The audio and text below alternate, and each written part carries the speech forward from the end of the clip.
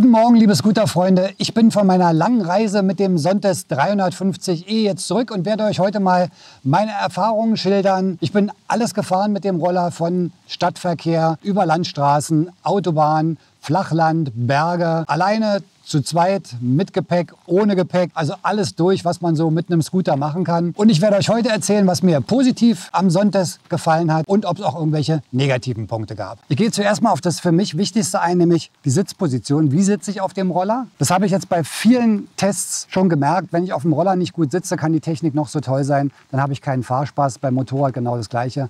Man muss gut sitzen. Ich bin relativ groß, 1,88, und da ist die Sitzposition für mich natürlich ein entscheidender Faktor. Das Zweite ist so ein bisschen das Handling. Also wenn ein Roller zu schwer ist, das hatte ich so ein bisschen bei dem XADV, der halt 240 Kilo mit Gepäck noch mehr auf die Waage bringt. Wie kann ich so einen Roller handeln im Stadtverkehr, in der Garage, wenn man ihn einparkt, im Manövrieren? Das ist für mich auch ein sehr, sehr wichtiger Punkt. Und da muss ich sagen, hat mich der Sontes absolut überzeugt. Er ist nicht zu schwer, wiegt 195 Kilo. Auch das ganze Aufbocken und sowas, das geht alles gut von der Hand. Ja, also manövrieren, mal so ein bisschen hin und her schieben, ist gar kein Problem. Alles leicht zu handeln. Und natürlich die Sitzposition, ganz wichtiger Punkt. Und bei meiner Größe muss ich sagen, das habe ich auch gleich beim Probesitzen gemerkt, ich sitze auf dem Sontes wirklich bequem. Die Beinstellung ist super, ich kann da schön variieren, die Füße noch ein bisschen nach vorne machen, Lenkeinschlag ist gut. Da habe ich keine Probleme, dass ich irgendwo gegenstoße oder so. Ich kann verschiedene Positionen mit den Füßen einnehmen, was gerade bei langen Touren extrem praktisch ist. Man will mal den Kniewinkel ein bisschen verändern. Also Sitzposition für mich bei meiner Größe absolut top. Die Sitzbank ist super, ist schön gepolstert. Sitzt man sehr gut drauf, da musste ich jetzt auch nichts verändern. Ich habe trotzdem bei langen Reisen immer mein Luftkissen drauf. Ist einfach eine ganz praktische Sache, die nochmal den Sitzkomfort erhöht. Dann die Lendenwirbelstütze, auch sehr praktisch hier hinten. Also Sitzposition und Ergonomie für mich extrem gut. Der zweite wichtige Punkt bei einem Scooter ist natürlich Wind- und Wetterschutz. Sonst könnte man auch Motorrad fahren, ein Naked Bike, wo man gar keinen Windschutz hat. Bei dem Roller hier muss ich sagen, ist der Wetterschutz extrem gut. Also er ist sehr ausladend hier vorne. Das sieht man auch vorne, wenn man den so sieht von der Front. Das ist ein ganz schönes Schiff, der ist sehr breit vorne. Dementsprechend hat man natürlich auch, man sieht es hier, ich bin komplett abgedeckt hier unten. Da kommt nichts durch. Auch an den Beinen hier unten ganz wenig, kaum Luftzug. Auch die Scheibe hier oben ist super. Ich habe die ja ein bisschen verändert. Ich habe jetzt da nicht die Standardscheibe dran, also habe für die Tour jetzt eine Givi-Scheibe rangebaut, die ja immer noch ein bisschen höher sind. Für meine Größe wichtig, weil 1,88, da gucke ich meistens über die Scheiben rüber, und wenn ich Pech habe, ist der Luftstrom so, dass dann genau durch die Scheibe noch verstärkt der Wind an meinen Helm geleitet wird. Dann gibt es halt so ein bisschen diesen Wackeleffekt, manchmal dieses Buffeting und Windgeräusche natürlich, und das ist bei der Scheibe absolut super. Also wenn sie unten ist, gucke ich ganz entspannt rüber, kriege auch ein bisschen Luft an den Helm, wenn man jetzt ein bisschen langsamer fährt. Und dann, wenn ich auf der Autobahn oder Landstraße bin und will Ruhe haben, einmal drücken, und dann ist das so, dass ich halt durchschauen kann. Wenn ich auf dem Luftkissen sitze, kann ich es auch so machen, dass ich noch knapp drüber gucke. Aber dieser ganze Windstrom wird über den Helm geleitet. Ich bekomme dann nichts mehr ab. Auch hier vorne diese Verbreiterung an der Scheibe leitet den Wind schön um mich rum. Dann noch die Handprotektoren hier vorne. Da kommt also auch nichts dann mehr an die Hände ran, was jetzt Regen oder Wind angeht. Also Wind- und Wetterschutz absolut top, muss man sagen. Keine Probleme. Und diese Scheibe, die ist jetzt zwar nur in 2 Positionen einstellbar, niedrig und hoch, reicht aber völlig aus. Ich brauche da jetzt nicht irgendwie noch 25 Zwischenstufen. Einmal hoch, dann habe ich einen Windschutz, und wenn ich ein bisschen Luft haben will oder wenn ich auf der Autobahn mal schneller fahre, dann mache ich sie manchmal auch runter. Mehr braucht man nicht. Und da bin ich schon froh, dass die elektrisch verstellbar ist. Ich muss also nicht anhalten, muss sie verstellen, sondern kann das bei der Fahrt variieren, und das habe ich wirklich extrem viel genutzt. Der nächste wichtige Punkt ist natürlich Fahrwerk und Motorleistung. Also wie ist das Fahrverhalten? Und da muss ich sagen, Motorleistung, die 37 PS, absolut top. Gerade nach der Einfahrzeit hat sich das Ganze noch ein bisschen entwickelt. Also ich bin den wirklich ganz vorsichtig eingefahren. Da gibt es so eine 3-Stufen-Regelung. Also bis 1000 Kilometer, glaube ich, nur 4700 Umdrehungen. Dann 5700 Umdrehungen, glaube ich, bis 1600 Kilometer. Danach kann man dann steigern bis 2000 und ab 2000 dann freie Fahrt. Da habe ich mich auch relativ konsequent dran gehalten. Denn das ist natürlich für den Motor sehr gut und für die ganzen beweglichen Teile, dass die sich schön einfahren und einschleifen. Ich habe da also auch keinen Topspeed-Test oder irgendwie sowas vorher gemacht. Ganz konsequent schön eingefahren. Und was mich am Anfang so ein bisschen gewundert ist, der hat ja so 2 Stufen, Eco und Sport. Da hat man jetzt am Anfang nicht so einen riesen Unterschied gemerkt, muss ich persönlich sagen. Das fing dann aber so nach 2000 Kilometern an, nachdem der dann wirklich gut eingefahren war, dass man dann auch wirklich einen Unterschied gemerkt hat. Also wenn ich da jetzt umschalte, merkt man so ein bisschen, ich weiß nicht, was da jetzt gemacht wird, ob da irgendwie softwaremäßig was umgesteuert wird, mehr Benzin eingespritzt wird oder die Traktionskontrolle anders eingestellt wird. Auf jeden Fall, man merkt was. Also es ist auf jeden Fall eine etwas bessere Beschleunigung da. Er zieht noch ein bisschen mehr an. Die Motorleistung reicht also für alles aus. Also für Fahren zu zweit, für gute Beschleunigung in der Stadt, für Topspeed, für Fahren am Berg in den Alpen. Dazu kommt, dass der Motor einen extrem weichen Lauf hat. Der läuft ganz ruhig, seidenweich, keine Vibrationen im Trittbrett oder in den Griffen. Also Beschleunigung top. Durchzug am Berg, Fahren zu zweit, alles 1A. Topspeed, den ich bisher testen konnte, also mit dem hohen Windschild und komplett bepackt, also Topcase hinten drauf, vollgeladen bis zum geht nicht mehr, hatte ich einmal auf der Autobahn 163. Und das finde ich schon beeindruckend. Wenn das alles runter wäre und ein bisschen leichter, wer weiß, ich werde das irgendwann noch mal testen. Vielleicht bringt er dann noch ein bisschen mehr. Aber selbst das, 160, 163, super Höchstgeschwindigkeitsbereich. Und man muss sagen, wie er da hinkommt. Ne? Gerade Autobahn habe ich jetzt viel so Situationen gehabt, wo man mal überholt hat. Die Beschleunigung, wie er auf 130, 140 kommt, ist wirklich beeindruckend. Der zieht dann oben noch mal gut durch. 140 als Reisegeschwindigkeit kein Problem. Ich bin meistens so 130, 120 gefahren, je nachdem natürlich auch, was freigegeben war. Aber Topspeed, Durchzug in den höheren Bereichen, Motorleistung absolut ausreichend. Auch das Fahrwerk sehr gut, er fährt sehr komfortabel. Man muss natürlich bei allen Rollern dazu sagen, ein Roller wird niemals den Fahrkomfort einer guten Tourenmaschine, eines Motorrades erreichen oder eines Adventure-Bikes, die mit 230 mm Federweg natürlich Unebenheiten ganz anders wegfedern. Dazu kommt, ein Roller hat immer kleine Räder, auch der hier 15 vorne, 14 Zoll hinten. Das ist natürlich schwierig, da einen hohen Fahrkomfort zu erzeugen. Die Federung ist aber sehr gut. Die schluckt wirklich das Gröbste weg. Ist auch sehr auf der komfortablen Seite, würde ich mal sagen. Also nicht zu hart, aber konstruktionsbedingt bei allen Rollern natürlich, wenn dann, gerade in Italien habe ich das gemerkt, wenn dann die Straßen wirklich mal schlecht werden, da kommt dann schon ein bisschen was durch. Ne? Geschuldet den kleinen Rädern. Mit der Vespa wäre es noch schlimmer gewesen mit den 12 Zoll Rädern. Da würde man dann jeden Holper merken, der dann richtig in die Wirbelsäule durchgeht. Bei dem Sontes ist es natürlich schon sehr gut. Also auch der lange Radstand, das Gewicht. Der fährt auf geraden Strecken extrem spurstabil. Und wenn die Straße mal ein bisschen schlechter wird, er fällt dann auch das meiste wirklich sehr, sehr gut weg. Er ist aber trotzdem jetzt so in Kurven, wenn man mal durch die Alpen fährt und Landstraßen fährt, jetzt nicht zu weich, sondern ist so ein guter Mix zwischen sportlicher Abstimmung und einer sehr komfortablen Abstimmung. Mit den Bremsen hatte ich keinerlei Probleme, also ziehen beide sehr gut. Gerade in den Alpen, wenn man so ein bisschen mal hoch, runter Serpentinen fährt, braucht man die ja bei einem Roller viel, weil es ja nicht so eine starke Motorbremse gibt. Also Bremsen, null Probleme. Sehr schön auch diese verstellbaren Bremshebel, die man sich dann auf die eigenen Verhältnisse anpassen kann. Und noch eine Sache zu den Bremsen, nämlich die Feststellbremse. Das ist so ein kleines Ding, wo man denkt, naja, das braucht man ja selten. Aber ich muss wirklich sagen, die habe ich so viel benutzt. Ja, weil man ist ja oft in einer Situation, wo man dann irgendwo mal an einem Hang steht, in einem Stau steht oder an einer Ampel steht, wo es dann abschüssig ist. Damit man dann nicht immer an der Bremse kleben muss, habe ich dann einfach mit dem Daumen mal schnell den Hebel rübergelegt und dann konnte ich die Arme mal ein bisschen entspannen. Gerade bei langen Touren ist das extrem praktisch.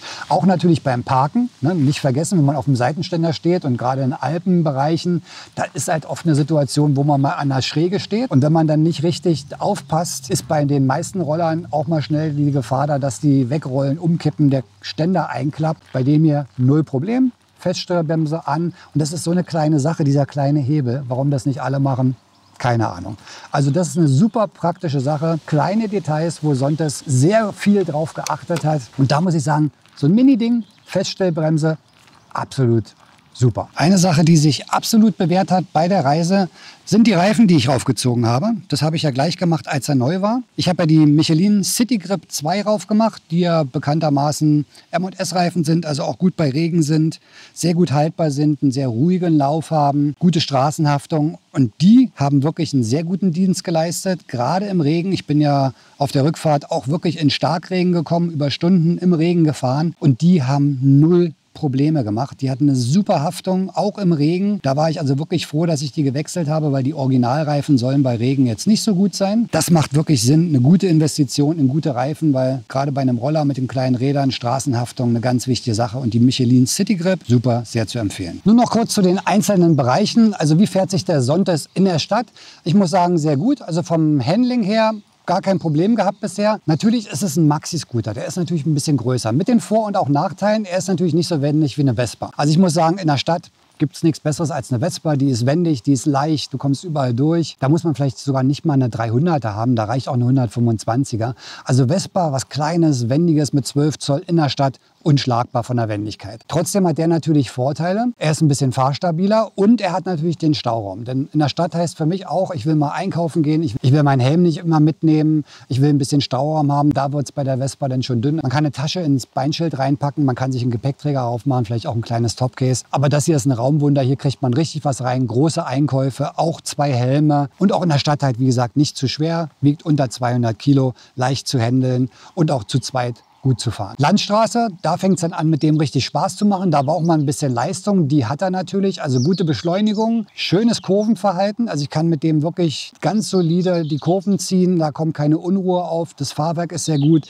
Gerade jetzt in Verbindung auch mit den Michelin-Reifen. Tolle Straßenhaftung, Fahrkomfort toll. Ich hatte also auf den Landstraßen 0 Probleme. Weiter geht's mit der Autobahn. Auf der Autobahn hat so ein Maxi-Roller natürlich einen riesen Vorteil gegenüber kleineren, mit kürzeren Radständen oder noch kleineren Rädern. Der ist ein bisschen solider vom Fahrwerk, hat einen längeren Radstand, etwas größere Räder und dadurch fährt er sich auf der Autobahn wirklich super. Der zieht seine Bahnen unbeirrt, hat ausreichend Leistung, um alles zu machen, auch mal ein bisschen in den Topspeed-Bereich reinzugehen, wenn man Kilometer machen kann, also zumindest in Deutschland, wenn man mal 140, 150 fahren möchte. Dann macht er das ohne Probleme. Und so im normalen Bereich bis 130 schwimmt der ohne Probleme mit. Überholvorgänge kein Problem. Auch zu zweit fährt er sich super solide. Also ein toller Langstreckenroller auf jeden Fall vom Platzangebot und natürlich auch vom Fahrverhalten mit den 37 PS. Eine Sache, die bei einem Roller natürlich auch immer sehr wichtig ist, zumindest für mich, ist der Stauraum. Denn es soll ja auch ein praktisches Fahrzeug sein, ob jetzt zum Einkaufen oder zum Reisen. Und da ist der Sontes wirklich super. Der hat einen Riesenstaufach unter der Sitzbank, dann 2 riesige Handschuhfächer vorne, die zeige ich euch gleich nochmal. Und ich habe jetzt noch ein Topcase drauf, klar zum Reisen muss man irgendwo Gepäck drauf machen. Ich habe jetzt das GV Maxima 5 drauf, finde ich von der Optik ein bisschen schöner als mein Alucase. Bei der Reise hatte ich das Alucase, weil es einfach ein bisschen stabiler ist. Aber da waren dann halt sozusagen hinten 58 Liter, unter der Sitzbank sind es etwa auch nochmal 50 und vorne habe ich nochmal 3 Liter in den Handschuhfächern. Ich hatte dann noch eine 20 Liter Tunneltasche vorne im Mitteltunnel drin, auch ganz praktisch. Da hat man dann auch nochmal 20 Liter oder mehr, je nachdem, was man da hinpackt. Also Stauraum ohne Ende vorhanden. Wenn man alleine fährt, absolut ausreichend. Und auch zu Zweitreisen vom Gepäck ist kein Problem. Beim Motorrad sieht es ja so aus, da habt ihr halt die Seitenkoffer, wo dann pro Koffer 25, maximal 30 Liter vielleicht reinpassen. Hinten nochmal 50, 58 Liter im Topcase, wenn man ein großes hat. Das hat der hier auch. Der hat es nur nicht an Seitenkoffern, der hat es unter der Sitzbank. Denn da passen 50 Liter rein. Da könnt ihr ja auch dann Taschen, Gepäck oder sowas reinpacken. Dann eine große Topbox reicht auch für 2 aus, wenn man jetzt nicht 3, 4 Wochen unterwegs ist. Ich zeige euch jetzt noch mal den Stauraum, den der Roller hat. Den Platz hier unter der Sitzbank, den habe ich wirklich extrem ausgenutzt. Der war bis Oberkante voll. Also man muss ja auch darauf achten, unter der Sitzbank hier sind ja auch noch so Ausnehmungen. Man kann hier also schön hochbauen. Jetzt habe ich hier vorne meine Plane drin. Da passt also vorne ein Helm rein, hinten ein Helm rein, also auch der Integralhelm, wenn er nicht zu groß ist, also so ein XL wird da vorne nicht passen, aber ich habe ein L oder ein M, der passt hier vorne rein und mein zweiter Helm ist dann hier hinten. Und das ist natürlich sehr praktisch, weil das haben wir bei unseren Ausflügen gemerkt. Wir haben dann unsere Helme hier unter den Sitz gepackt, unsere Jacken und Kleinzeug hinten ins Topcase und dann musste man nichts mitnehmen. Ja? Man kann dann also theoretisch alles das, was man mitträgt, einfach am Fahrzeug lassen. Mit dem Motorrad müsste man, wenn man keinen Topcase oder Koffer hat, das dann immer alles mitschleppen. Also das ist beim Roller das Praktische. Großer Stauraum hier unten, den ich wirklich exzessiv gefüllt habe mit allen Sachen. Werkzeugtasche, Regenkombi hier drin. Also das Ding war wirklich komplett bis oben voll. Und jetzt halt der Helm drin. Also Helmfach bei dem super, zählt mit zu den größten, neben Honda, die ja auch so ein riesen Staufach haben, und Yamaha. Was bei der Tour extrem praktisch war, waren diese Handschuhfächer hier vorne. Haben ja die meisten Roller. Bei manchen sind sie abschließbar, bei manchen nicht. Bei manchen ist nur auf einer Seite. Der hier hat wirklich 2. Und die sind riesig. Ich habe jetzt nicht so viel drin, nur eine Wasserflasche, meinen Visierreiniger und das war's. Aber da passt eine 1,5 Liter Flasche Wasser rein. Und ich habe den Vorteil, ich habe hier auf der linken Seite hinten 2 USB-Anschlüsse. Haben die meisten auch nicht. Einen normalen USB und einen USB-C.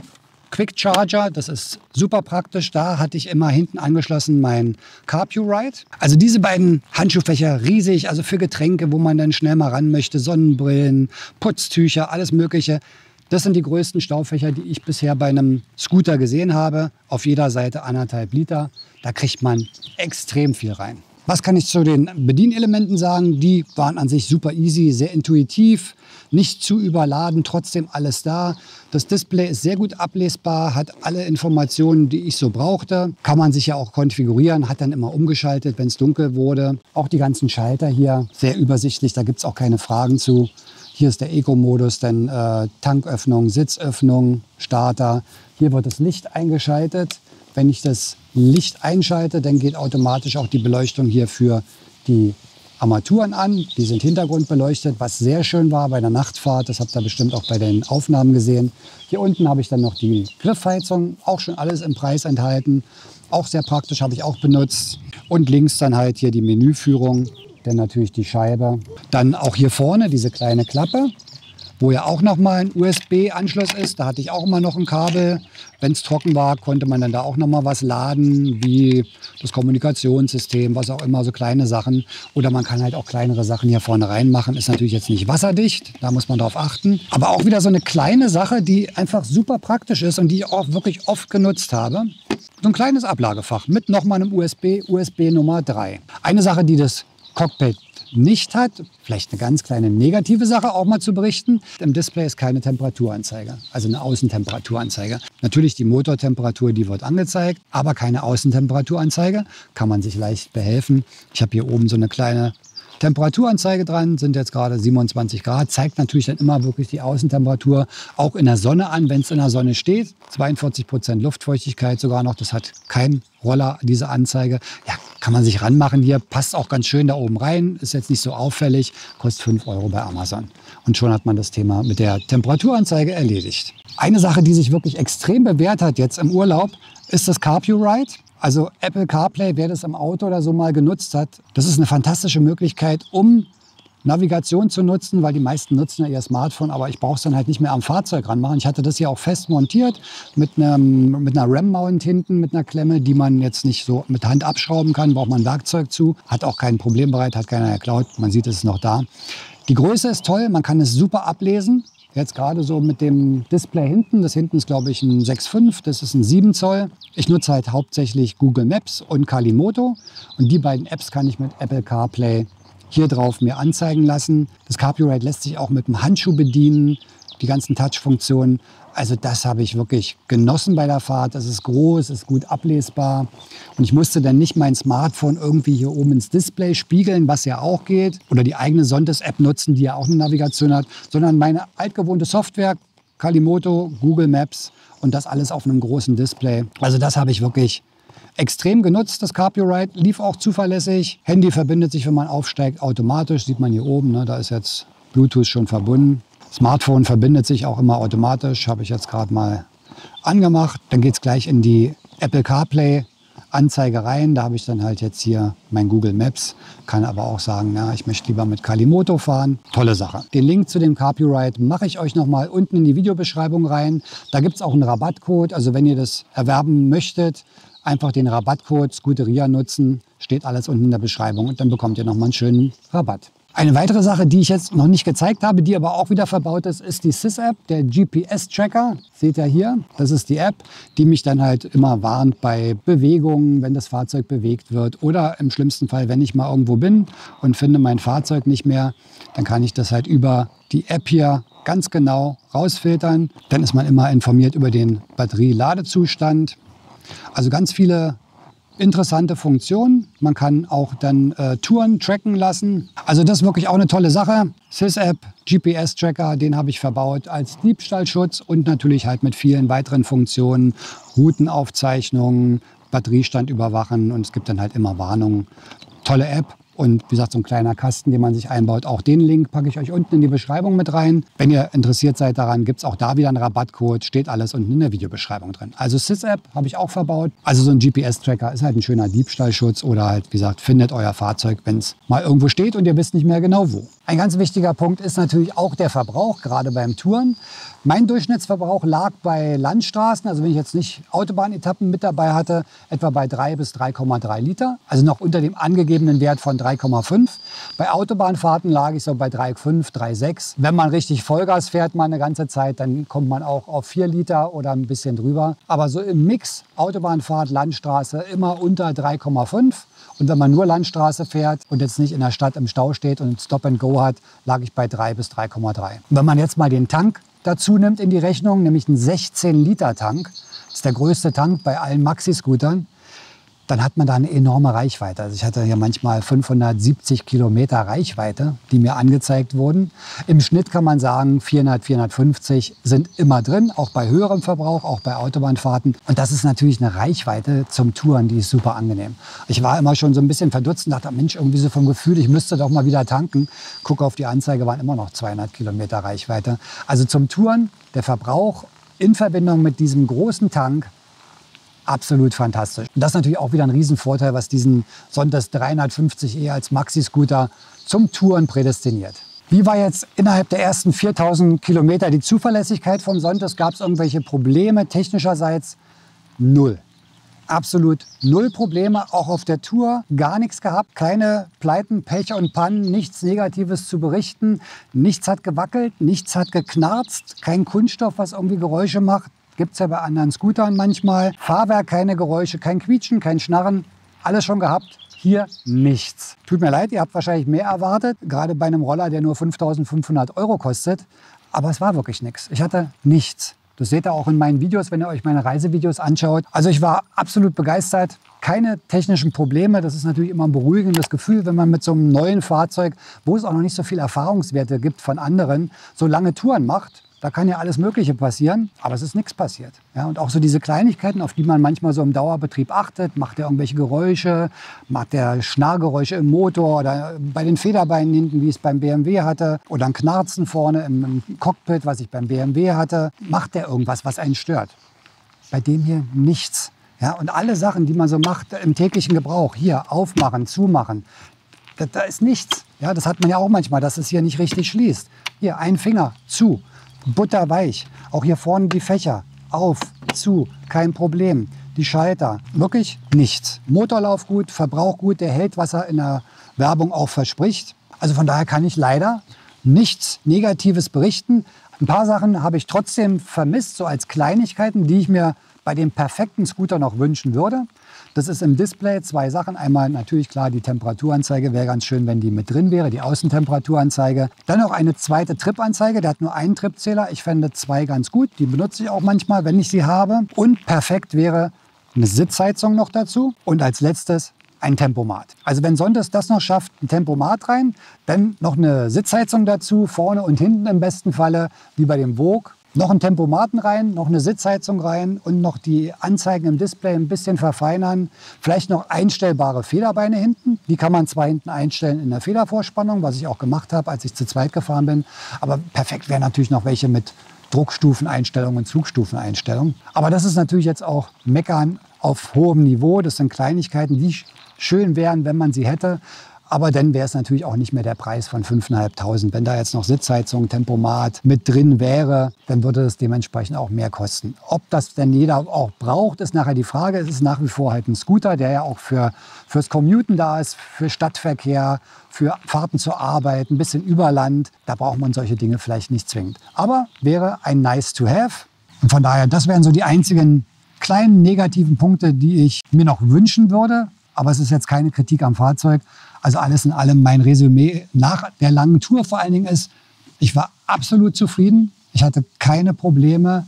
Die Features, die er hat, sind für Touring, Überlandfahrten, Autobahnfahrten absolut komfortabel, absolut top. Keine technischen Probleme. Er hat mich nicht hängen gelassen. Also Bud war ein guter Freund, ein guter Buddy. Und ich muss sagen, ich bin da wirklich positiv überrascht. Also da muss man sagen, Sontas, Hut ab. Zuverlässigkeit bisher da. Wenn das jetzt bis 10.000, 20.000 so weitergeht, Bei guter Pflege sollte das auch kein Problem sein. Jetzt steht da die 4000er Inspektion an, die wird übermorgen gemacht. Da wird aber nicht viel sein. Da kommt ein neuer Luftfilter rein und die ganzen Schrauben werden nochmal geprüft, die Drehmomente. Mehr kann ich dazu nicht sagen. Wenn ihr Fragen habt oder selber Erfahrungen gemacht habt mit dem Sontes, schreibt es unten in die Kommentare rein. Die Links zu dem CarPurite und auch zu dem SysApp GPS-Tracker packe ich euch unten, wie gesagt, in die Beschreibung mit rein. Und wenn ihr irgendwelche Anmerkungen habt, Selbsterfahrungen gemacht habt oder Fragen habt zum Sontes, schreibt es mir unten in die Kommentare rein. Ich werde es dann gerne beantworten. Und das war's für heute. Ich hoffe, das Video hat euch gefallen. Ich konnte leider nicht das Erwartete berichten, das Negative, die Schockmeldung, der Sontes taugt nichts, sondern er ist leider gut. Von daher würde ich mich freuen, wenn ihr mir einen Daumen nach oben hinterlasst. Und wenn ihr es noch nicht gemacht habt, bitte den Kanal abonnieren. Wir sehen uns wie immer im nächsten Video. Fahrt vorsichtig. Bis dann und ciao.